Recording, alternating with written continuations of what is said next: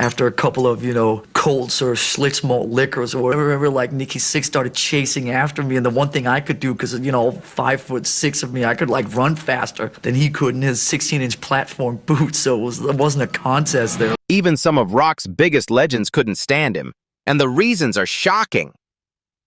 Nikki Sixx, the notorious bassist of Motley Crue, isn't just famous for his wild antics and music. He's also earned the ire of many fellow rockers. From backstage disputes to ego clashes, his reputation sparked intense rivalries across the rock world. Fans loved his rebellious spirit, but inside the industry, tensions were boiling. The story behind why so many musicians hated Nikki Sixx is darker and more explosive than anyone expected.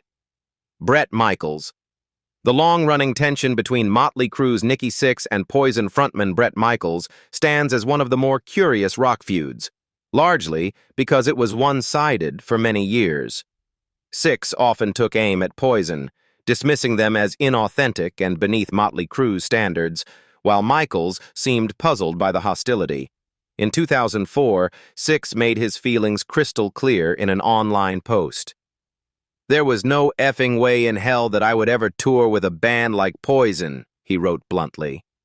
He explained that when discussions arose about Motley Crue touring with Kiss, he flat-out refused to participate if Poison were on the bill. "That would be the death of us. I will not be attached to that kind of fake BS. There are followers and leaders. I'm not into followers." The Jab painted Poison as copycats of the glam metal style Crue had pioneered, further fueling the perception of rivalry between the two groups. The following year, Sixx doubled down during a 2005 Fox 2 TV interview. When asked a simple question about who rocked harder in the 80s, Motley Crue or Poison, he ended the discussion by calling the interviewer an a-hole. His unwillingness to even entertain the comparison showed just how deep his disdain ran. For his part, Bret Michaels chose not to escalate. Instead, he expressed confusion, saying he didn't understand why Sixx seemed intent on trashing Poison. Michaels later claimed that Sixx had privately apologized, though Sixx soon clarified on Twitter that this wasn't exactly the case. "I personally never had anything against you guys as people," he wrote, "but Motley just sort of thought you sucked as a band." It was a typically blunt Sixx response, keeping the feud alive while distancing himself from personal animosity. Despite years of tension, time has a way of smoothing even the roughest rivalries. By 2022, Motley Crue and Poison set aside their differences to embark on a massive stadium tour together alongside Def Leppard and Joan Jett. For fans, it was a surreal moment, given Sixx's past declarations that such a tour would never happen. The collaboration suggested that whatever animosity had once existed was either buried for good or at least outweighed by the opportunity to deliver a spectacle of 80s rock nostalgia to sold-out arenas. Sully Erna. The feud between Godsmack frontman Sully Erna and Motley Crue bassist Nikki Sixx has become one of the more notorious clashes in modern rock history. Their issues began brewing during the 2009 Crue Fest tour, when Godsmack joined Motley Crue and several other bands on the road. Tensions between Erna and Sixx quickly escalated, and rumors spread that there was bad blood behind the scenes. The following year, in 2010, Godsmack released the song "Crying Like a Bitch," later rephrased by Erna in interviews as "Crying Like a Man," and fans were quick to connect the dots, speculating that the fiery track was aimed squarely at Nikki Sixx. For years, however, Erna avoided giving a direct answer about the song's target. He explained that it wasn't necessarily about one individual, but about a certain type of person in the music industry. The song was more about just being fed up with prima donnas and certain rock stars in the industry that still felt they can push people around and are still relevant, even though it's been about 20 years since they've had their big moment, he said. His comments, while indirect, fueled even more speculation since the description seemed to mirror Sixx's reputation for having a larger-than-life ego. Half a decade later, though, Erna finally abandoned all subtlety. During a fiery appearance on the Yasta podcast, He openly admitted the song was about Six and let loose with a blistering tirade. "I'll say it straight out," Erna declared. "I've never met a bigger effing expletive in my life than Nikki Six, and I don't give an F what he says. He knows exactly where I am, and he knows exactly how he can find me anytime that mother effer has the balls to come look me up." Six, long known for his own sharp tongue, didn't seem rattled. Instead of firing back with equal fury, he dismissed Erna with a short, cutting remark during a fan Q&A, referring to him as a poor baby. The clash became emblematic of the tension between newer hard rock acts and the old guard of glam metal legends. Erna saw Six as an out-of-touch rock star clinging to past glory, while Six likely viewed Erna's rage as petty jealousy. Whatever the case, the feud still lingers as a reminder of how combustible egos can be in the world of rock, where grudges often outlast the tours that sparked them. Lars Ulrich. The clash between Motley Crue and Metallica drummer Lars Ulrich is one of those rock feuds that refuses to fade, even decades after it first ignited. The bad blood dates back to the 1997 American Music Awards, where Motley Crue took the stage for a performance that immediately raised eyebrows. Ulrich, never one to bite his tongue, publicly accused the band of using a backing track, a move that called their authenticity into question at a time when real musicianship was still sacred in the world of hard rock and metal. Ulrich's criticism struck a nerve, and it didn't take long for Motley Crue bassist Nikki Sixx to fire back with a scathing open letter that dripped with sarcasm and venom. Addressing the drummer directly, Sixx wrote, "Dear sweet fat balding Lars, taking your ever moronic soapbox position on a subject that's none of your business has made you out to be an a-hole, as usual." It was a brutal response that painted Ulrich as both out of touch and habitually self-righteous. Sixx's letter made headlines across the rock press, and fans took sides, some defending Motley Crue's showmanship and others backing Metallica's stance on authenticity. The feud never truly cooled down. Though both bands went on to dominate their own corners of rock history, there was no public reconciliation or acknowledgement of peace between the two camps. If anything, the passage of time only seemed to deepen the grudge. Evidence of that lingering animosity surfaced more recently through Motley Crue drummer Tommy Lee, who took a jab at Ulrich on social media. Sharing an image of Ulrich's face with the caption, "Straight Outta Tempo," Lee was mocking the Metallica drummer's reputation for occasionally struggling with timing during live performances. The post went viral among rock fans, reigniting old debates and reminding the world that the Motley Crue Metallica rift remains unresolved. What makes this feud so enduring is that it reflects the clash of two different rock philosophies: Metallica's insistence on raw, unfiltered performance versus Motley Crue's unapologetic embrace of spectacle and excess. More than 25 years later, the hostility still bubbles under the surface, serving as yet another example of how grudges in the rock world can last as long as the music itself. Gene Simmons. The death of Prince in April 2016 shocked the music world, but the tragedy also sparked a bitter war of words between two titans of rock: Gene Simmons of Kiss and Nikki Sixx of Motley Crue. In May of that year, Simmons made headlines after suggesting that Prince's death was the result of a drug overdose. While he did not intend it as an attack, his blunt remarks came across as insensitive, especially so soon after the loss of such a beloved icon. Fans erupted in anger, and among Simmons's harshest critics was Sixx, who had little patience for what he saw as a cruel and opportunistic comment. Sixx unleashed a blistering response, stripping away any past admiration he might have had for Simmons.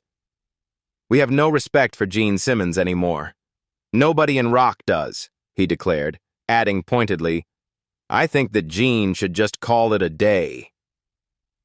Coming from Sixx, who himself had struggled with heroin addiction and nearly lost his life to an overdose in the 1980s, the outrage carried personal weight. For him, Simmons's comments weren't just tactless. They were a betrayal of the empathy musicians should have for one another in the face of tragedy. Facing intense backlash, Simmons attempted to soften his stance. He issued an apology, saying his words had been fueled by emotion and shaped by the pain of seeing drugs destroy families and careers throughout his life. He clarified that he had immense respect for Prince and did not intend to diminish his legacy. But by then, the damage was done. Sixx refused to let the matter drop. On his Sixth Sense radio show, he doubled down on his criticism, branding Simmons as an overrated lucky guy that dresses like a clown. It was a cutting remark aimed at both Simmons's musicianship and his iconic Kiss persona, suggesting that his fame had more to do with theatrics than genuine talent. John Corabi. The story of John Corabi's brief tenure with Motley Crue remains one of the most polarizing chapters in the band's history.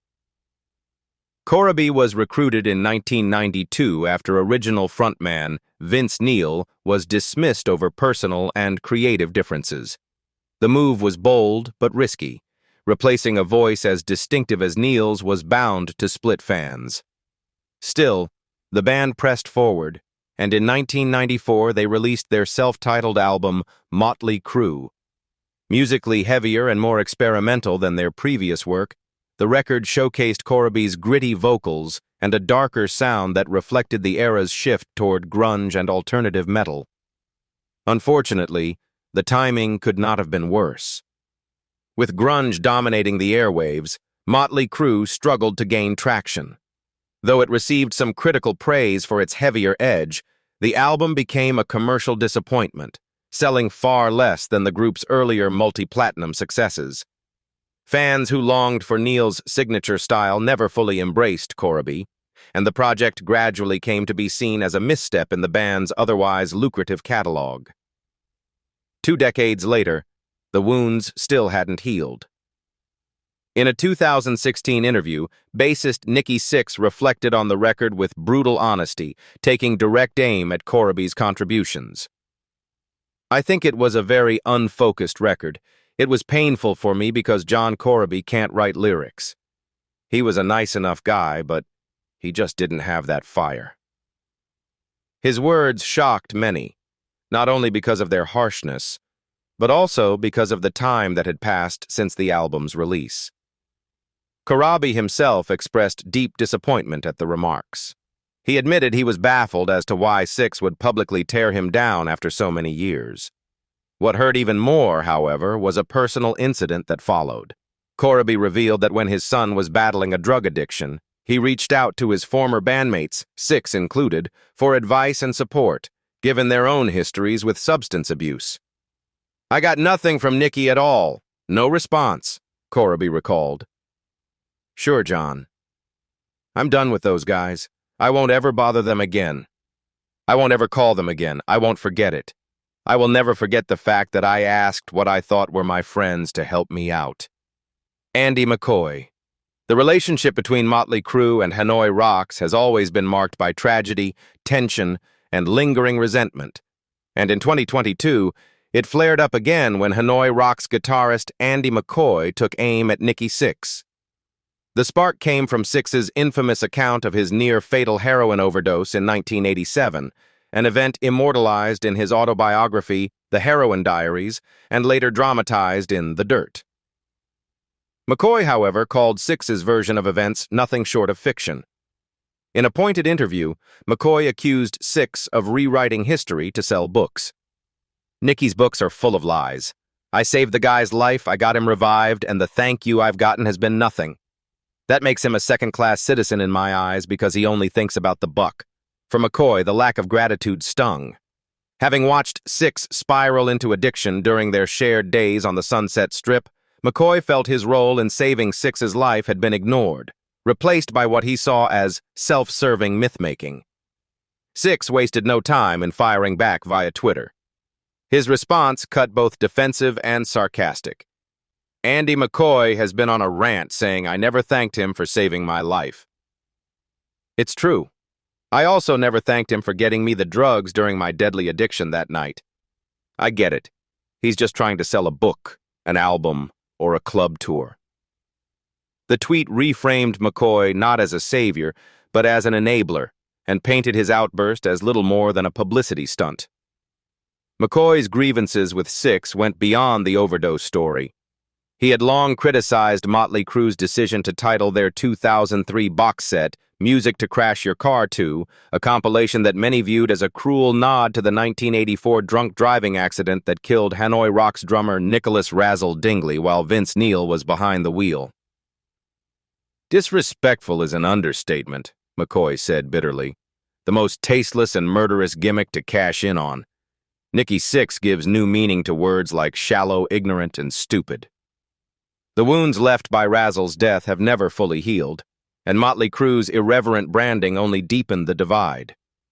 McCoy has made it clear that, for him, Sixx embodies everything toxic about rock's ego-driven, money-hungry excess. Sixx, on the other hand, dismisses McCoy as bitter and opportunistic Sebastian Bach. The idea of Sebastian Bach stepping in as Motley Crue's frontman has long intrigued fans, and in 2012, the former Skid Row singer reignited speculation by claiming he was indeed approached to replace Vince Neil back in 1992.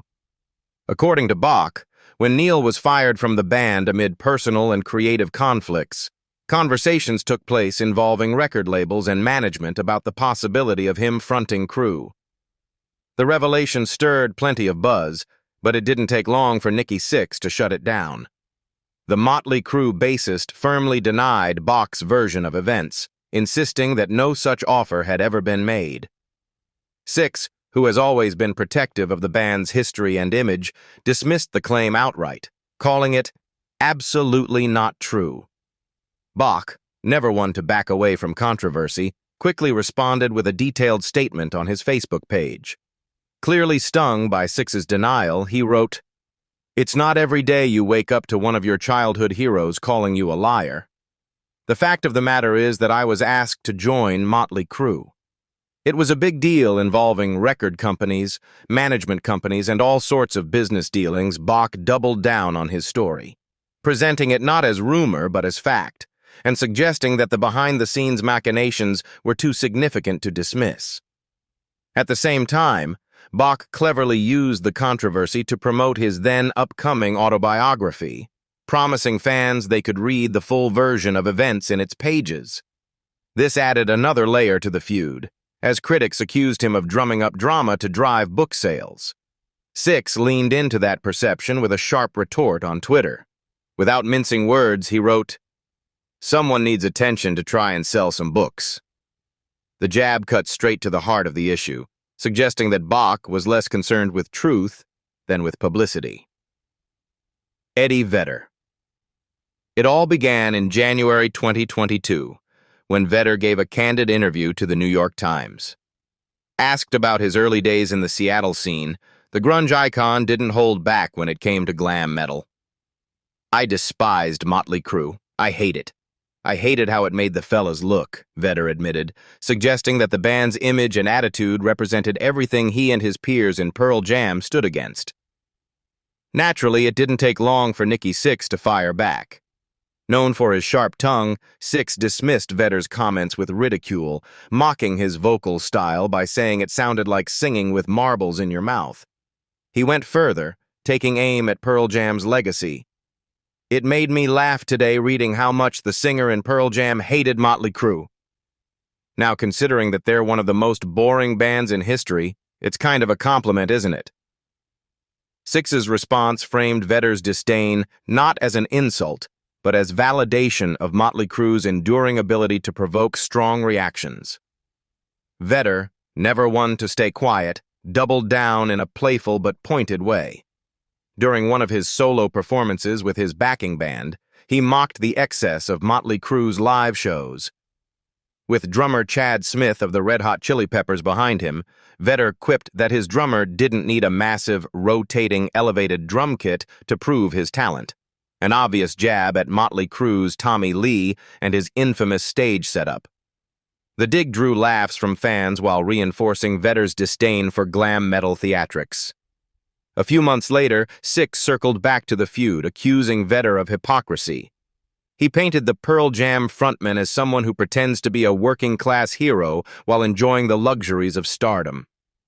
Let's face it, the guy flies around in private jets, He lives in a mansion in a gated community. He sells out stadiums, and then he dresses at the thrift store and tries to pretend he's some guy, Six said. His words suggested that Vedder's carefully cultivated authenticity was just as contrived as the glam rock spectacle he mocked. The exchange highlighted the long-standing divide between grunge and glam, two movements that defined different generations of rock. Vedder saw Motley Crue as emblematic of empty excess, while Six dismissed Pearl Jam as self-righteous and dull. Decades after both bands first rose to fame, their war of words proved that rock rivalries are timeless and still capable of igniting headlines. Steel Panther, the over-the-top parody glam metal band that built its reputation on outrageous stage antics and tongue-in-cheek tributes to the Sunset Strip era, has long worn its influences proudly. But paying homage to groups like Motley Crue hasn't always been welcomed with open arms by the very bands they emulate. That tension came to a head during their 2011 tour with Motley Crue, where Steel Panther found themselves on the receiving end of some cold treatment. Drummer Stick Zadinia later revealed that the relationship backstage was anything but warm. Tommy Lee and Nikki Sixx did not like it when we went on tour with them, he admitted. I think they thought we were actually making fun of them directly, and I just gotta chalk that up to their egos being too big. What was meant as satire and tribute was apparently interpreted by crew members as mockery, with the larger-than-life rock icons not taking kindly to Steel Panther's comedic spin on glam excess. The friction only deepened years later. In a 2019 interview, Steel Panther frontman Michael Starr made a tongue-in-cheek jab at Vince Neil, joking that the present-day singer was a shadow of his prime-era self. While fans laughed at the remark, Nikki Sixx most certainly did not. Taking to Twitter in fury, he blasted the group. "The singer in Steel Panther can go F himself. Want to be banned? Putting down Vince Neil? They are a-holes." Six's defensive response quickly reignited old tensions between the bands. Steel Panther, however, didn't back down. Instead, they clapped back with a carefully chosen receipt, a resurfaced clip from the John Corabi era, where Sixx himself had derided Vince Neil as 300 pounds of blubber. The repost was a sharp reminder of the bassist's own history of taking digs at his bandmate, exposing a streak of hypocrisy in his outrage. Asked in later interviews about their feelings toward Motley Crue, Steel Panther guitarist Satchel summed it up with characteristic bluntness. "I still love Motley Crue, even though I think Nikki Sixx is an expletive. These things are not mutually exclusive." His words captured the strange love-hate relationship between the two bands. Steel Panther genuinely idolizes the glam metal legends, but they're also unafraid to call them out. What do you think about why these rockers hate Motley Crue's Nikki Sixx? Leave us your comments in the section below. We hope you have found this helpful video. Don't forget to leave a like, share, and subscribe to the channel if you like it. Thank you for watching this, and see you in the next videos. Goodbye.